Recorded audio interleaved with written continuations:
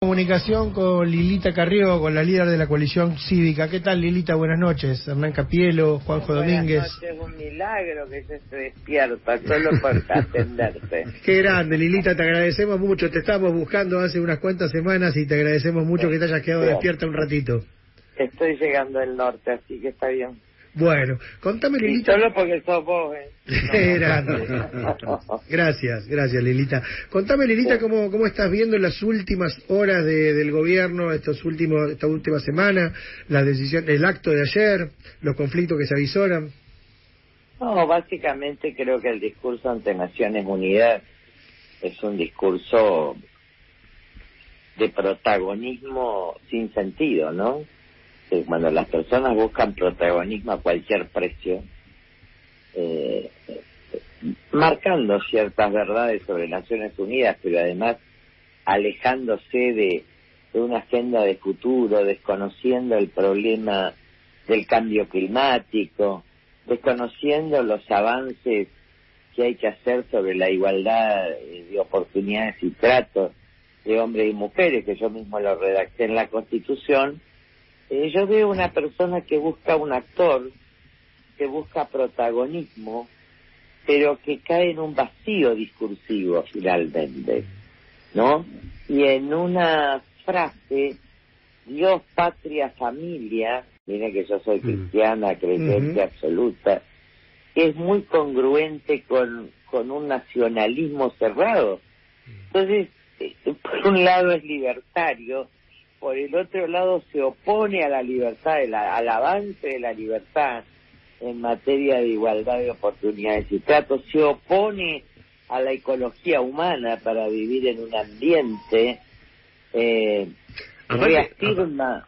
Aparte, Lilita, supuestamente con Milei volvíamos al mundo, pero el discurso en contra de la ONU es como que nos aleja un poco más, ¿no? No, pero además los contenidos por los cuales critica la ONU, hay cosas que de Naciones Unidas que obviamente están fracasando, ¿no? El tema de Venezuela, el tema en muchas cosas puede fracasar, pero ha sido la mejor institución que ha permitido, después de la Segunda Guerra Mundial, primero fue la Sociedad de las Naciones, del impulso de Wilson, pero después finalmente las Naciones Unidas, que incluso hay una contradicción peor. Las Naciones Unidas, por decisión del año 48, es la que creó el Estado de Israel. En consecuencia, no se entiende cómo se parte del Estado de Israel y se desconoce el órgano que finalmente creó el Estado de Israel, no se olviden cuándo, ¿no? Sino cuando los que salían de los campos después del 45 se subían a los barcos para ir a Israel y no los dejaban, estaba anclado el barco, muriéndose los inmigrantes en el puerto de Haifa, que creo que se hundió un barco, o sea, nos remite a un momento. Entonces, es evidente que el presidente no conoce historia, que no tiene cultura y que tiene una propensión a la no aceptación de la realidad. Lilita, muy grande, ¿no? Cuando no se acepta la realidad, lo primero que se hace es pelearse con los periodistas, se enoja con las encuestas, ustedes vieron cómo... Y entonces, bueno, yo dije hace 2 años, ¿no?, el huevo de la serpiente. Bueno, la gente votó el huevo y ahora se está desarrollando la serpiente, pero esto es inevitable. No, esto es inevitable. Yo creo que estamos en una situación muy rara, muy rara, con un funcionario de hecho que no tiene responsabilidades, lo cual es un delito penal, es decir, que es el caso de Caputo, ¿no? Claro. Yo en su momento denuncié al otro Caputo, Nicky Caputo, diciendo que era un funcionario de hecho. Vos no podés tener un funcionario de hecho, porque esto es un Estado de Derecho, y un funcionario que decide es un funcionario que debe estar sujeto con su firma a la responsabilidad, a las responsabilidades constitucionales, a las responsabilidades penales, y una persona con semejante poder y sin cargos sería como López Rega sin poder y sin cargos, ¿no? Para comparar en la historia lo que significa alguien que puede ejercer el poder sin tener responsabilidad. Y después el tema de la eventual conflicto de intereses que puede haber entre funcionarios que designados por Caputo que pueden tener conflictos con las áreas de donde provenían o inclusive desde... Pero por supuesto, el caso más evidente es el de salud. Por eso te iba preguntando. Yo creo que tiene una parte mala y una parte buena. Lo malo es quien ha erigido prácticamente a lo peor de la casta política y sindical, al socio, ¿no?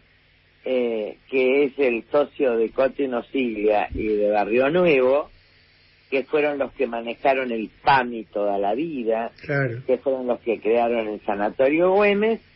En definitiva lo han puesto de ministro. ¿Qué tiene de malo? Que obviamente aquí es un negocio. Es que han construido un ministerio de salud que es un negocio. Es que, ¿Qué tiene de bueno? Que por fin los que están atrás tienen que estar al frente. Entonces sí, en un periodo posterior eso se limpia. Yo a veces que creo que Dios levanta a algunos para sacarlos, está para mostrarlos. Y eso se da en muchas áreas.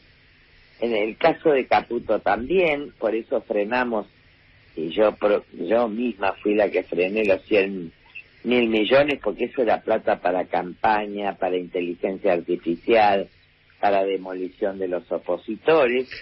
Pero cuando uno ve quién gana en la Argentina de hoy, por ejemplo, nosotros recibimos tarifas que directamente, si yo viviera en mi jubilación y no tuviera 4 trabajos más, se me va la jubilación en pagar las tarifas nada más. Pero si vos te preguntas, ¿a quién pagas la tarifa? Y se la pagas a Manzano, que fue el socio eterno de Nosiglia. Cuando vos ves las obras sociales y el manejo que va a tener en salud, se lo estás pagando a Nosiglia junto con Barrio Nuevo. Esto es la esencia de la casta argentina. Es muy fácil decir que la casta, a mí ni me toca, te imaginas que yo ya soy casta, como dije, porque no tengo relaciones, pero tengo una jubilación de 1 millón de pesos, y ni me ofende ni nada, pero en el fondo crea fantasmas. Mientras tanto, la alianza que produce con los que se enriquecieron en el país durante todos los periodos, yo te diría incluido desde el 83, a saber los Bulgeroni, a saber los Rollo, a saber todos, ¿no? Todos, sin exclusión, son los que, miren, cuando ves los dueños de los que están explotando Vaca Muerta, estás viendo los que se enriquecieron gracias al Estado, entre ellos Midling, Bulgeroni, Techina, etcétera. Entonces, en realidad hay un gobierno privatizado,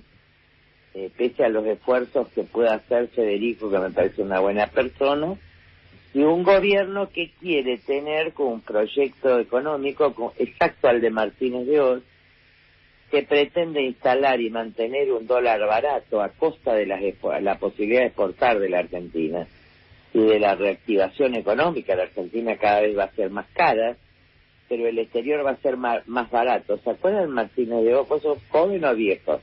¿Se acuerdan? No, ¿cómo que claro que me acuerdo, 58. Los vivía, bueno, porque ahora no sé, como yo soy una vieja espléndida, no sé si la gente vivió o no. Pero que terminaba en un dólar barato. Ustedes saben que el dios de la Argentina es el dólar, ¿no? Y que quieren por eso mantener el cepo hasta las elecciones. ¿Para qué? Para que la gente con dólares pueda viajar y sentirse rica otra vez. Es la misma estafa de los 90. ¿Te acordás? La misma estafa de Martínez de Oz, que después decía, si vos, ¿se acuerdan? Ya cuando cambió de Videla, decía, el que apuesta al dólar pierde. Yo creo que es lo mismo que sucedió, con una ventaja para ellos, que es el tema de energía, pero sí, ¿de dónde va a salir la plata del campo? Porque el pequeño y mediano productor no le cierra con estas retenciones. No, de hecho, vos si estuviste ahora viniendo de afuera, viste que está retenido justamente mucho grano que no se liquidó, ¿no? No, nosotros que no se liquidó. Tenés granos que no se van a sembrar. por ejemplo, las semillas de maíz, producciones de maíz que producían semillas, ya no quieren hacer, ya no les es rentable la inversión. Yo no creo que vayamos a ver las cosechas que ellos creen, sobre todo si viene la niña de nuevo. Claro. Y si la sequía avanza. Entonces, ¿ellos qué han hecho? Un proyecto de presupuesto basado en una superproducción y en unas super retenciones al campo. Yo no sé si estos chacareros, que yo los amo, son tontos, se hacen, o les gusta la dureza, ¿vieron? Pero en realidad esto también se vio en el periodo de Menem, van a quebrar muchos pequeños y medianos productores, quiebran los contratistas porque no tienen margen, y ellos van a hacer un negocio, creo, con las grandes exportadoras, ¿no? Para liquidar a un dólar diferente, porque es la única. Ahora, no tenemos otras bases que a vos te va a bajar ganancias, porque te va a bajar ganancias.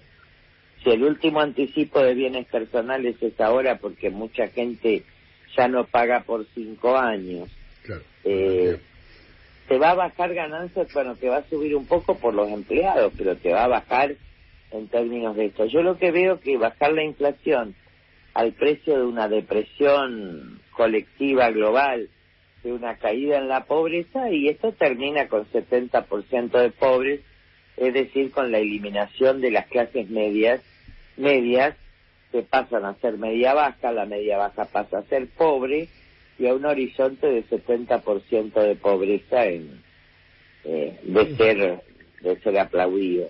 Y una mezcla con una especie de populismo a tipo Trump, ¿no? Es una mezcla muy rara. Ya libertario no es, y de Dios esto no viene, porque las fuerzas del cielo están con la justicia, están con la compasión. Yo les puedo decir, como creyente absoluta que nunca mezclé la política y la religión, esto del cielo no. Sobre todo. Y ni siquiera desde el punto de vista judío, porque además ya ves de los ejércitos, el que crea Israel tiene como parte de él mismo a Adonai, que es el Dios del amor. Entonces acá no hay empatía, y me parece que estamos frente a un dilema, porque ya hay crisis lo peor que te puede pasar y que nos pasó a nosotros es la crisis entre el presidente y el vice. Claro, y se viene otra, Está, porque en cualquier momento otros sectores, no nosotros no fuimos golpistas jamás, pero puede ser que otros sectores en un momento de caída vayan contra el presidente, no se da cuenta de esas relaciones. Un vaciamiento de Mondino, que es una mujer que trata de imponerle racionalidad a lo irracional. Un cansancio de un hombre político yo fui compañero de banca mío, así que lo conozco, de un hombre muy culto y muy de mucha clase y educación, de Guillermo Franco, que puede establecer la capacidad de diálogo, pero que también un día, si se afecta, ya no tiene la edad. Digo, estamos también en la plenitud espléndida, no solo de la vejez. Quiere decir, y lo rescataste a Federico Sturzenegger también. Federico trabaja, ustedes saben que Federico está desregulando muchas cosas que hay que desregular. Es un lugar bueno para él, es una muy buena persona, al que yo digo que a veces su idealismo lo lleva a vivir en la nube de Úbeda, ¿está? Porque cuando vos liberás muchas cosas, el problema que te contras es que caes en monopolios argentinos, porque la Argentina ha sido corporativa. Claro. Pero la vieja casta, la peor casta, por la que yo dejé el radicalismo, por la que denuncié, todas cosas son del gobierno de Milei. Y nos falta solo Scioli, pero ya viste, Scioli a esta altura hasta no forma parte, sí, de esta, viste que está la política, la representación, como decía Ortega, ¿no? La política es la piel de una sociedad. Ahora, esto habla de un cuerpo enfermo. ¿Qué hace el cuerpo enfermo? Tiene una piel enferma.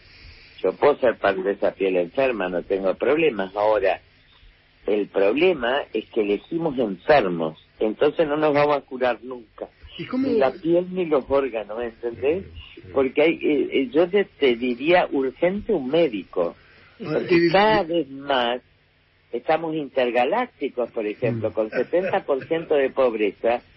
si gana Kamala Harris, quedamos solos, intergalácticos, no existe Xi Jinping, no existe nada. Entonces, yo creo que estamos en una fase delirante, que nadie quiere decir lo obvio, porque además hubo muchos aplaudidores al principio, que les pasó el tiempo de salir del cepo, que era abril o mayo, que tendrían que haber tenido ese riesgo. ¿Y saben por qué pasan todas estas cosas? Porque en vez de pensar en la Argentina del futuro, están pensando en las elecciones del año que viene. Viejo drama que afecta a todos los presidentes de Argentina.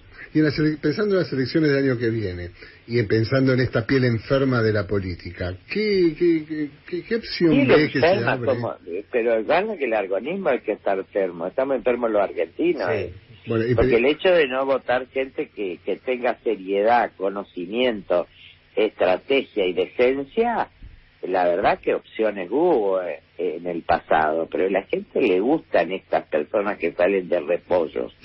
Lo decís muy desde afuera. ¿Vas a seguir afuera? ¿Te vas a presentar como candidata? ¿Cuál es tu idea?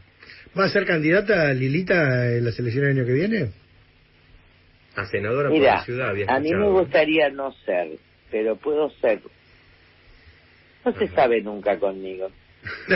Porque la verdad es que a mí los cargos, yo detesto los cargos, pero si se trata de defender a una nación y tengo que ocupar transitoriamente un cargo, transitoriamente, ¿qué quiero decir? Tampoco puedo terminar el mandato, digo, porque no creo que a esta altura de mi vida esta sociedad me vuelva a pedir que esté 4 años escuchando ignorante en el seno en el recinto, ¿no? Pero podría hacerlo, también puedo ser diputada. Pero mirá con este congreso, Lilita, que vos viste congresos, Pero escuché el otro día. Bueno, vos ahí podés aportar tu experiencia. Salvo que, claro, pero se me va a elevar el simpático, se me va a bajar el parasimpático. ¿Ustedes lo vieron a Pichetto? Sí. Pichetto tiene un ataque de nervios, parece Mujeres al borde del ataque de nervios. De Almodóvar, porque claro, un hombre que sabe, con ello dictamos consejos, y eso que pensamos en muchas cosas distintas, pero se cumplían acuerdos, se hablaba con seriedad, con argumentos. Ahora la verdad es que están triturándose, el partido de gobierno se está triturando entre ellos, el partido aliado al gobierno se está triturando entre ellos, y el radicalismo se está doblando por todos lados, experiencia que yo ya viví con el propio partido y por eso me fui en momentos difíciles, ¿no? Y encima de eso, el componente felino que mencionabas el otro día. El componente felino es muy importante porque a mí me encantaba, yo como venía del Chaco no sabía lo que era un gato. Vi esta chica a las 9 de la mañana y dije, esta tiene que ser gato. Sé de qué diputado era y todo, miren, pero no voy a contar. ¿Sabes porque capaz que el hombre está casado. Y entonces yo estaba tan emocionada, el custodio buscaba al gato, pero ahora cuando veo los que declaran el nombre del pueblo, digo, mirá cómo el ascenso, ¿no? Cómo la mediocridad ascendió a tal punto que los gatos están sentados en las bancas. ¿Sabes que, Lilita, yo soy tucumano y en Tucumán gato quiere decir ladrón? ¿Vos sabías de eso? No sé, pueden ser las dos cosas, porque la palabra es así que cuando te escuché interpretar una doble interpretación. A Macri también le dicen gato, guarda, pero yo estaba hablando de otros gatos. Lilita, ¿está empantanado el pliego del hijo o crees que puede llegar a ser juez de la corte? Yo creo que tiene que seguir empantanado. Yo por lo menos le rezo a San Miguel Arcángel, aparte de hacer otras cosas por abajo, pero le rezo a San Miguel Arcángel para que se empantane, y se empantanó. Yo creo que todavía no están los votos, pero bueno, es tanta la incapacidad política y ojalá que no salga, ¿no?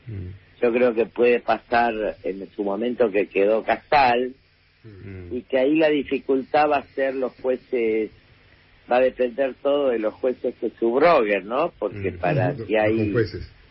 ¿Cuánto quedan? Quedan 3. Sí, claro, van a quedar Rosati y Rosenkrantz. Todavía pueden estar 2-1, y Lorenzetti, ¿no? Sí, impar. Yo creo que lo mejor es que se trabe porque hemos dado una lucha tan grande por tener una corte independiente, no con el manejo mafioso que lo tenía este hombre al que nadie quiere investigar y que está en la UIF, que está todo en la UIF, porque yo lo denuncié hace años. Me rechazan las acciones penales, pero hay que solo ver lo que es. Y bueno, hay que jugar a ese empantanamiento. Ya le sacamos los fondos a la CIDE, que iba a ser usado en contra de todos. Hay que tener mucho cuidado con la inteligencia artificial para que te copien las voces y te armen campañas. Incluso hay un avance más, que es el GPT 4, 5, algo así. El ChatGPT. Que están esperando que termine la elección de los Estados Unidos para sacarlo. Y yo creo que van a hacer cualquier cosa, porque en el fondo este gobierno es autoritario, no es libertario. Él no cree en la libertad, él cree en la libertad para algunos, sobre la opresión y la pobreza de todos, porque quien es pobre en oportunidades y trato no es libre. Lilita, está anunciada una marcha de universitarios por esta semana por el tema del eventual veto de Milei a la ley.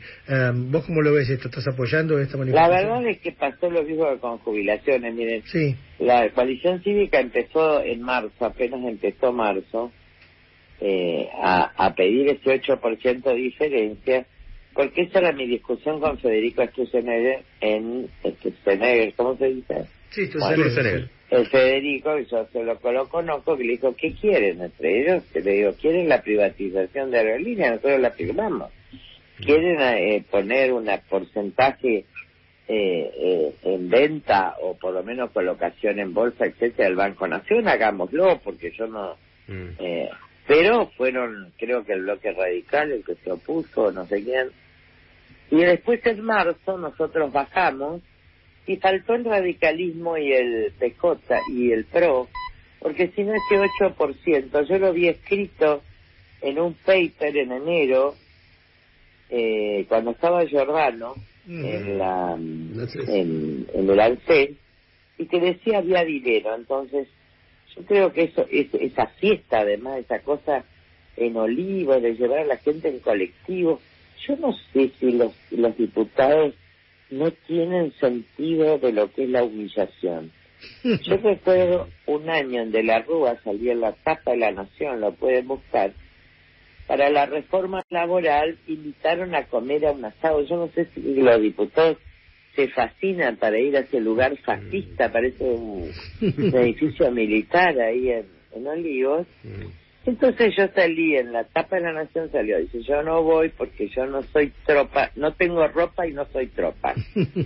A ver, subir al tropel es como subir a un camión, ¿entienden? Sí, claro. Es una cosa, primero, los ministros tienen que ir al Parlamento, eso lo dice la Constitución. Tienen que reunirse en la presidencia, tienen que ir francos al Parlamento, por eso la coalición cívica que trabaja para consensuar, y la verdad que los diputados de la coalición cívica somos inoxidables en algunas cosas, pero tratamos de colaborar en otras, no fuimos nunca. ¿Por qué no fuimos nunca? Porque hay división de poderes. Entonces, en el último tema universitario creo que están tocando una beta, sobre todo por el Hospital de Clínicas, muy grave, porque ¿qué pasó? Miren, es mentira que la universidad pública la bancó el Estado Nacional. A la universidad pública la bancamos los profesores de dedicación simple. Estoy diciendo una cosa que a lo mejor no sabe la sociedad en su conjunto. Sí, y la gente que paga sus impuestos también. Y la gente que paga sus impuestos, pero también fue casi ad honorem. Porque te voy a poner, no por ejemplo, ciencias sociales o ciencias físicas, que había dedicaciones exclusivas. Pero en medicina, en derecho, en lo que fue mejor la Universidad de Buenos Aires, un profesor, yo me acuerdo que fui profesora titular, no acá en Corrientes, pero era lo mismo, fui profesora titular y fui jurado en la Universidad de Buenos Aires. Yo recuerdo que era profesora titular por concurso a los 28 años, con sobre todas las notas, porque era el momento de los concursos. Ahora tenés que estar de moda para ser votado. Antes, para acceder a un cargo, tenías que saber. Bueno, Yo recuerdo que no podía pagar la luz con los 2 sueldos de titular de cátedra. Estoy hablando de los años 80. Claro. ¿Te das cuenta? Entonces, no es cierto, porque es lo que... Vos, ¿cómo matás una institución? ¿La matás porque la derogás o por falta de financiamiento? Hoy la gente no tiene plata para venir a las sedes a dar clases. ¿Cuántos van a querer ir a seguir dando clases por 200.000 pesos? No, ayudar. Y van por la vocación esa que vos sabés que tienen los docentes. Exacto, que están en la por la universidad, vocación de enseñanza. Yo nunca gasté tanto plata en la biblioteca, es cierto, me formé enseñando, pero porque amábamos la universidad pública. Nunca acepté ser profesora titular de universidades privadas, porque creímos en la universidad y porque somos hijos de esa universidad. Y yo también soy hija, pensá que mi bisabuela tenía el título de maestra dada por Sarmiento. Ahora, además, como no hay comprensión de texto, es porque los chicos no hacen composición. Lo escuchaba Piglia, Ricardo Piglia, el otro día, que ya murió, diciendo que el problema de la comprensión de texto es que no hacemos composición, los chicos no hacen composición. O sea, al no poder hacer un texto ellos, no pueden comprender el texto del otro. Sí, claro. Eso es muy interesante la charla, porque yo ahora hablo con los muertos a través de YouTube, ¿entendés? Lilita, quería preguntarte de vuelta por el panorama electoral, el panorama 2025, que vos lo mencionaste, hablando del gobierno que está más preocupado por eso que por otras cosas, hablamos de una posible candidatura tuya. Sí, yo te voy a contestar. Sí. Yo quería preguntarte por la coalición cívica, porque claro, formaba parte de Cambiemos, que estalló en 1000 pedazos con el ascenso de Milei. ¿Cómo iba a estallar? ¿Cómo iba a estallar? Sí, claro, pero bueno, a ver, ¿qué piensa la coalición cívica? ¿Con quién se juntaría? ¿Con quién no se juntaría? ¿Con quién conversan? ¿Con quién? ¿Y qué espacio podrían construir? ¿Con qué ideario, no? Nosotros con los mismos principios de siempre, por nosotros no cambiamos. El contrato moral, el contrato republicano, vieron que todos desprecian la república cuando llegan al poder. El desarrollo económico, la baja de impuestos, sobre todo de retenciones, porque la vida de los pueblos depende de lo que recauda el campo, te ubicás de los contratistas, etcétera. Esto mueve en realidad el desarrollo del país, una alianza muy clara con las pymes. Lo que sí dije siempre, hace 40 años decimos lo mismo, y una revuelta en materia de educación, porque lo que viene con la inteligencia artificial no se soluciona sacándole solo el celular a los chicos. ¿Y con quién coinciden en esas ideas? ¿Con quién coinciden? ¿Con qué espacios coinciden o con qué líderes políticos coinciden en esas ideas? Todos coinciden conmigo, pero siempre para los tiempos electorales. Mira, cuando los tiempos no son electorales, yo dejé de existir. Cuando los tiempos son electorales, yo soy una referencia moral de la nación. El problema es que quieren acompañarte muchos que no son referentes morales de la nación, y mascarón de proa no podemos ser. Los sí una sola vez, cuando tuvimos que crear Juntos por el Cambio, que lo creé para no ser Venezuela, y no me arrepiento. Está claro, no me voy a arrepentir jamás de eso, porque si no, hoy estábamos en la instancia Maduro, ¿no? Sí. Pero yo sabía que era una coalición electoral, por eso no tuvimos cargos en el gobierno. Lilita... ahora yo que quiero que entiendan esto en términos de análisis político y estrategia, que eso yo soy analista política, pero bueno, hay tantos analistas políticos ahora en la televisión que yo no me llamo. Entonces la respuesta es esta: el primer año de un presidente es el presidente versus el presidente. Como yo decía, me acuerdo un reportaje, no sé si en Página 2 o en La Nación o en el Clarín, cuando asumió Kirchner, ¿se acuerdan? Sí. Que a los meses, y ese 2003, fines del 2003, ya estaba el 70% de aceptación, que ahí dice, pero del otro lado no hay nadie. Claro, había desaparecido López Murphy, y vieron, y estábamos nosotros que teníamos 30 diputados, pero no existe nadie, porque en tiempo no electoral y yo no existo. Yo ya me acostumbré y lo disfruto enormemente. Entonces, los únicos opositores éramos nosotros, porque el radicalismo se estaba yendo con el kirchnerismo. Claro. A mí me ofrecieron la corte en la transversalidad. Parte del ARI se fue con ellos también. A mí me dejaron casi sin partido, pero yo aprendí mucho porque estudié las alianzas al líder no lo compren, después vuelven todos. O sea, por eso en el 2007 sacamos 2 millones de votos que sacamos, y en el 2005 también. Ahora, el primer año es el presidente versus el presidente. ¿Qué pasó desde que Milei asumió y qué pasa ahora? Milei no acepta la realidad, es como Cristina. ¿Está? No pueden aceptar la realidad. En consecuencia es Milei versus Milei. Lo que hay que dejar este año es que sea Milei versus Milei. Milei atropellando todo, y después, cuando decante todo, Macri se adelantó demasiado, está claro, demasiado. No, se ve que no es un hombre que juega muy bien al bridge, pero no sabe hacer política, y hay que esperar lo que decante, es decir, cuál es el desgaste que tiene él para saber cuál es el lugar que va a ocupar las personas que quieren una república en serio, una libertad en serio, pero también una igualdad de oportunidades y trato, una educación en serio. No se puede, no puede una nación como nosotras tener 70% de pobreza. 52, pero en los chicos yo estoy contando ese sí, claro. Porque eso de estar hipotecando. Cuando presenté la UACH, yo en el año 96, que había recesión, apenas entré como diputada nacional, que presentamos el ingreso ciudadano, que lo tomó Cristina recién como 15 años después, cuando ganamos en el 2009, ya preveíamos el 40% de chicos pobres para los 90. Claro. Bueno, si ahora estamos en 75, estamos condenados. Es decir, no tenemos capital humano. Me parece que a la educación no le están dando con toda esta revolución de la velocidad. Es el tema más urgente para mí, es el tema más urgente. Pero bueno, cada uno, además los políticos están mareados con ese tipo de personajes, pero también se marearon con Kirchner. ¿Qué quiero decir? La política quiere jugar un juego donde del otro lado no hay nadie. Muy bien. Entonces este señor cree que del otro lado no va a haber nadie.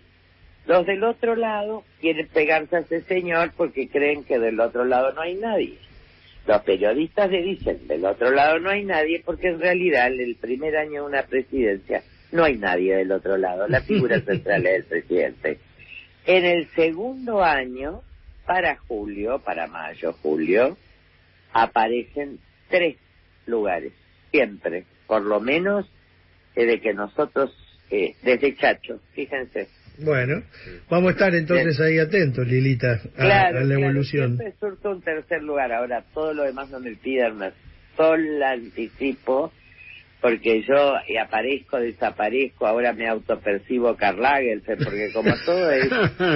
claro, cuando escuchás algunos programas de televisión, o te querés morir o te querés reír. Entonces yo dije, no, si esto se autoperciben diputados, algunas chicas del oficialismo, yo me voy a autopercibir Karl Lagerfeld, y me voy a cara, porque es una ironía, ¿entendés?